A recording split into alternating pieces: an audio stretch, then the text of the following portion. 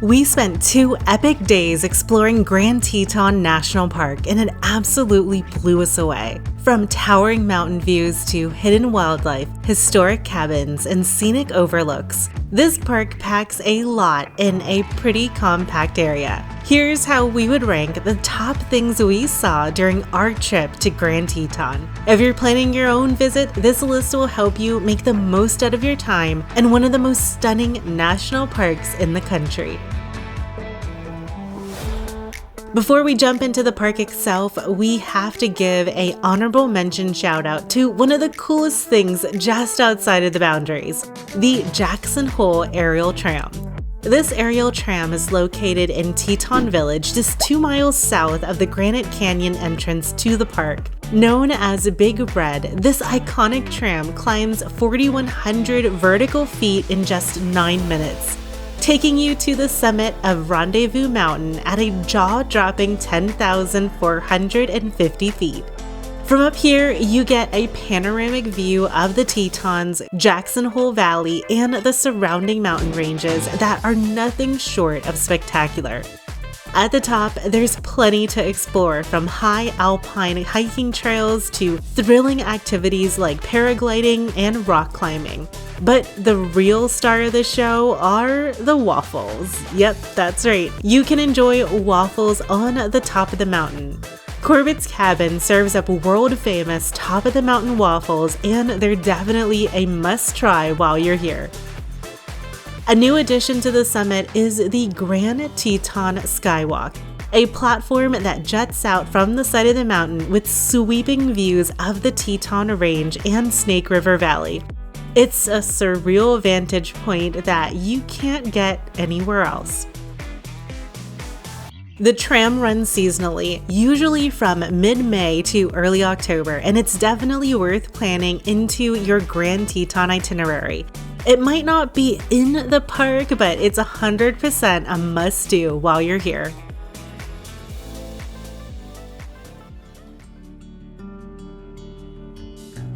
Kicking off at number 14 is the Jackson Dam Overlook, where engineering meets epic scenery. Located just north of Jackson Lake Junction along the main park road, the Scenic stop sits where the Snake River begins its journey out of Jackson Lake. It's easy to access and makes for a great pull-off if you're driving between Coulter Bay and Jenny Lake. The Jackson Lake Dam is actually an important piece of early 20th century engineering. Originally built in 1916 by the U.S. Bureau of Reclamation, it raised the level of Jackson Lake by nearly 40 feet to store water for farms as far away as southern Idaho. It's part of the Mini-Doka Project, one of the earliest federal irrigation efforts in the American West. What makes this spot really unique is that you can actually see the dam's inner workings from the overlook. All 15 metal gates are visible, managing the flow of the Snake River as it leaves Jackson Lake. And with the Tetons rising in the background, this stop gives you a fascinating mix of natural beauty and human history all in one.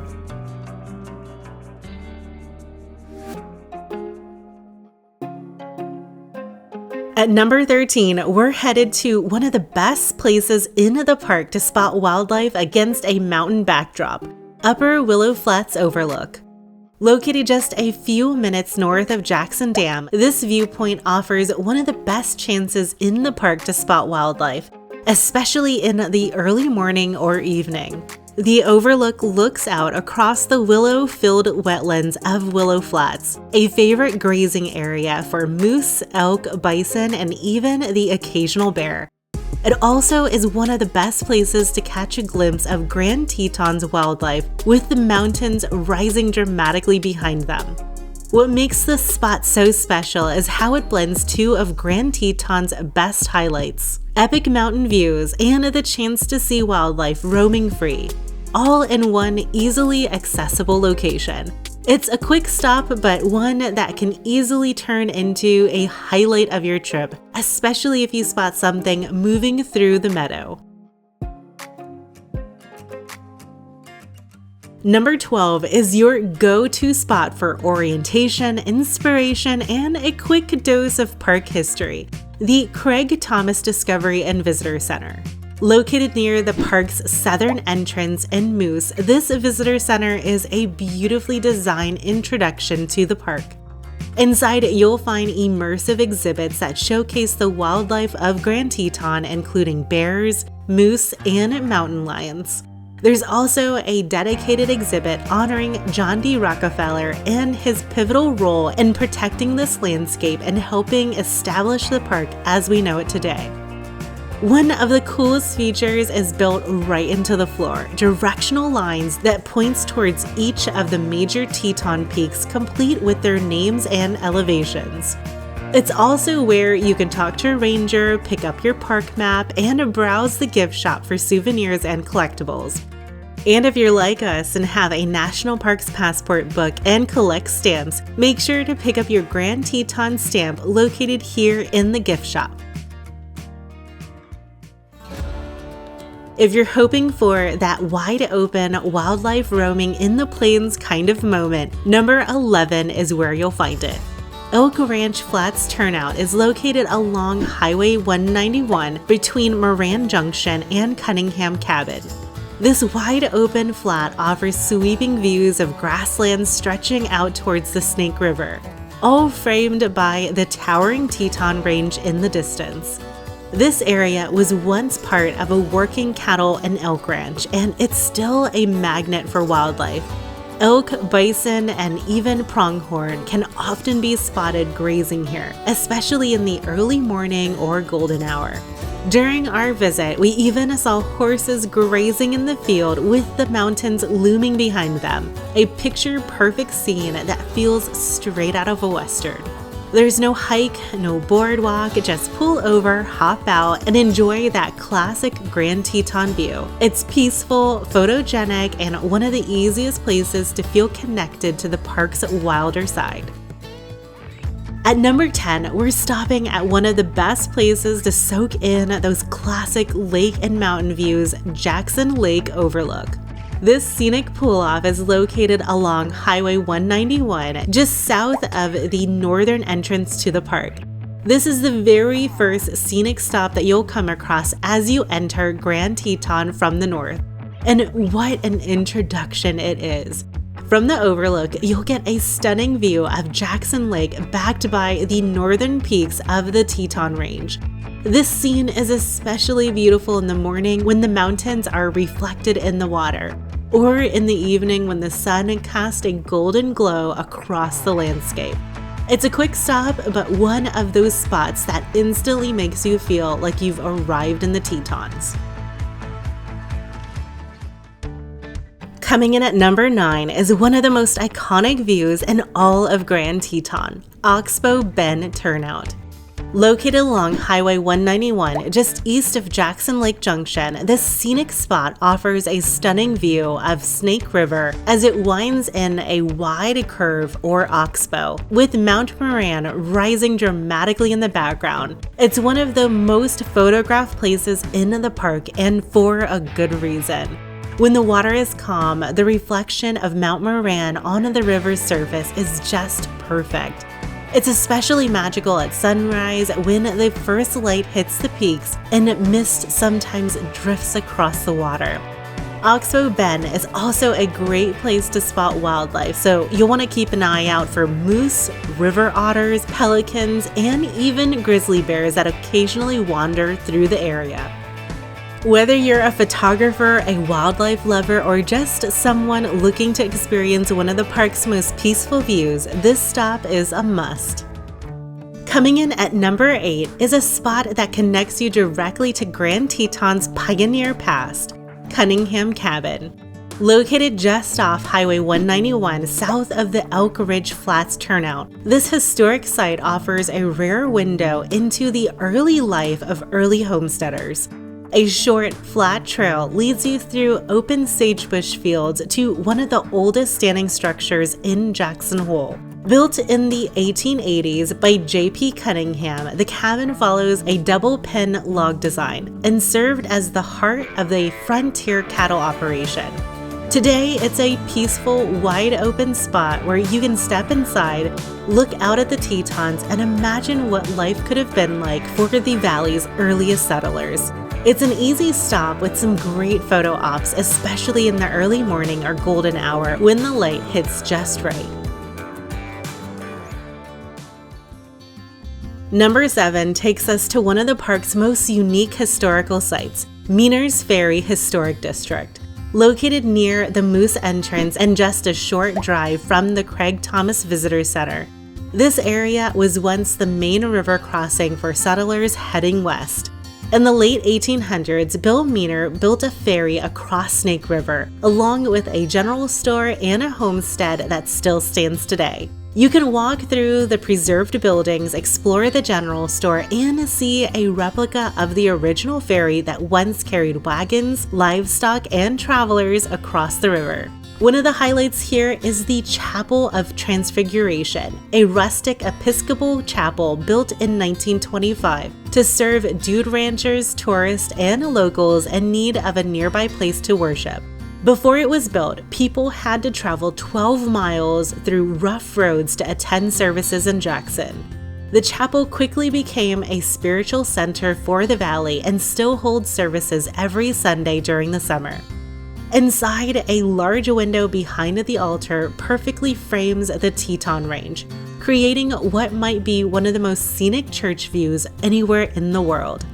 Over the years, this humble chapel has welcomed some notable visitors, including presidents like Jimmy Carter and Bill Clinton. If you're looking for a bird's eye view without hiking, number 6 is for you. It's Signal Mountain Summit Road. This drive begins just south of Signal Mountain Lodge, climbing nearly 800 feet over about 5 scenic miles to the 7,720-foot summit, the highest point that you can reach by car in Grand Teton. Along the way, make sure to stop at Jackson Point Overlook just before the summit, which offers a different perspective of the valley. And if you hike the short trail beyond, you'll be rewarded with an even more stunning panorama of Jackson Lake framed by the Tetons in the distance.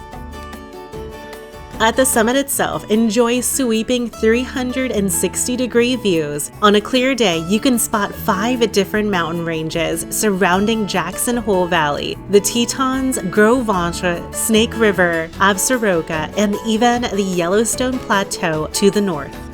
The mountain gets its name back in 1891 when searchers lit a signal fire up here to guide rescuers looking for a lost hunter named Robert Ray Hamilton.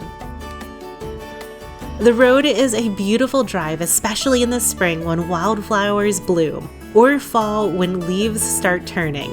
It's the perfect scenic detour that gives you a new angle on everything from lakes and rivers to far-off mountain silhouettes.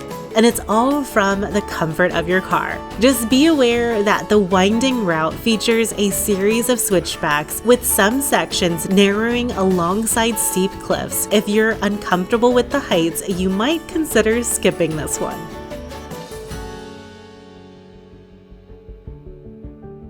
Sliding in at number 5 is one of the most photographed spots in the entire park, Mormon Row Historic District. Located just east of Highway 191 near the town of Kelly, this area was settled in the late 1800s by Mormon homesteaders who built a small farming community on the open sagebush flats. There were originally 33 homesteads in the surrounding area, but today only structures from 6 of those homesteads remain.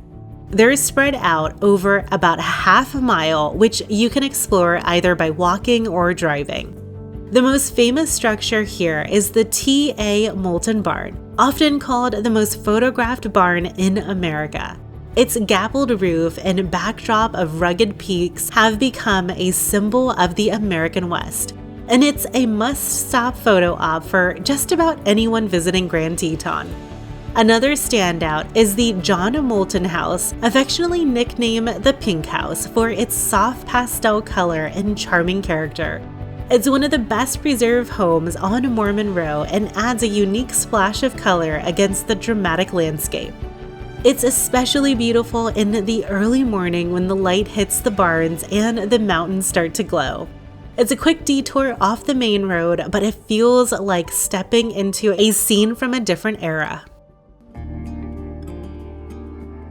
At number 4 is a spot made famous by one of the most iconic landscapes photographed in American history, Snake River Overlook. Located right off of Highway 191 between Cunningham Cabin and the town of Moose, this pull-off offers sweeping views of the Snake River winding through the valley with the Teton Range rising dramatically in the distance. This is the exact spot where legendary photographer Ansel Adams stood in 1942 to capture his famous black and white image of the Snake River and Grand Teton. A photo that helped convince the federal government to protect the region as a national park. Today, the trees have grown quite a bit, so the river's curve isn't quite as visible, but the view is still jaw-dropping. The overlook is easily accessible with parking right at the edge, and it's a great place to stop for a sunrise or a sunset.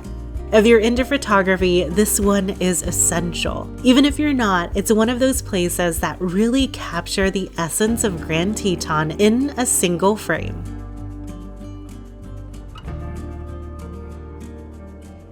Number 3 brings us to one of the most iconic lakes in the park, Jenny Lake Overlook and Scenic Drive.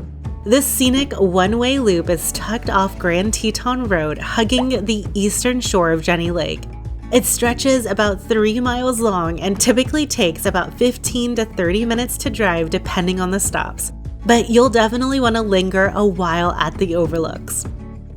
It's a short drive, but it's packed with views, and because it's a one-way loop, there's no backtracking, just a beautiful glide through dense forest and lakefront scenery. The drive offers a few of the most picture-perfect roadside views in the park. The main overlook is the Jenny Lake Overlook, and it gives you a stunning vantage point of the lake with the jagged peaks of the cathedral group, including Tewanot, Grand Teton, and Mount Owen, rising straight out of the water. Jenny Lake was formed by glaciers thousands of years ago, and it's one of the deepest lakes in the park at nearly 260 feet. The water is crystal clear, and on a calm day, you might catch reflections of the mountains dancing across the surface. It's also worth noting that the main Jenny Lake parking area fills up quickly, especially in the summer. Spots are limited, so arriving early is your best bet if you want to get out and explore the area on foot. Coming in at number 2 is one of the most peaceful and photogenic spots in the entire park, Schwabacher Landing. Located just off Highway 191, a few miles south of Snake River Overlook, this spot gives you up-close access to a calm side channel of the Snake River with the Teton Range perfectly reflected in the water. It's one of those rare locations where you can get that iconic mirror glass photo without hiking miles to find it. To get there, you'll turn off into a gravel road, and fair warning, it's very bumpy. The road is rough and full of potholes, but it's typically drivable for most cars in good weather. Just take it slow and steady, and you'll be rewarded with one of the most iconic views in the park. Once you park, there's a short, flat trail that winds along the riverbank with several incredible viewpoints. Schwabacher Landing is also a great place to spot wildlife. Moose often feed in the willows, beavers are known to build dams nearby, and if you're lucky, you might even catch a bald eagle flying overhead. This is one of the best spots in the park for sunrise photography, but it's just as beautiful anytime during the day. The reflections, the stillness, the towering peaks in the background, it's pure Grand Teton magic. Grand Teton has over 250 miles of some of the most beautiful hiking trails in the world, and you really can't visit without doing at least one. We did the most iconic and popular hike in the park, the trail to Inspiration Point and into Cascade Canyon. Normally, you can catch the Jenny Lake shuttle across to the west shore to shorten the hike, which runs seasonally from May 15th through September 30th. However, we visited during the off-season, so the shuttle wasn't running. We actually started our hike at String Lake Trailhead and followed the trail along the shoreline of Jenny Lake all the way to Inspiration Point, and honestly, it made the experience even better. The hike from String Lake to Inspiration Point is about 3.2 miles one way, with an elevation gain of about 800 feet. This hike was by far our favorite part of visiting Grand Teton. The views of Jenny Lake and the surrounding mountains were simply breathtaking during the entire hike. Along the way, you'll pass by Hidden Falls, a beautiful 100-foot waterfall tucked into the trees. It's a perfect spot to catch your breath before the final climb. Once you reach Inspiration Point, you'll ascend about another 200 feet above Hidden Falls to stand roughly 420 feet above Jenny Lake, offering sweeping views of the lake, Jackson Hole Valley, and the Cathedral Group peaks beyond.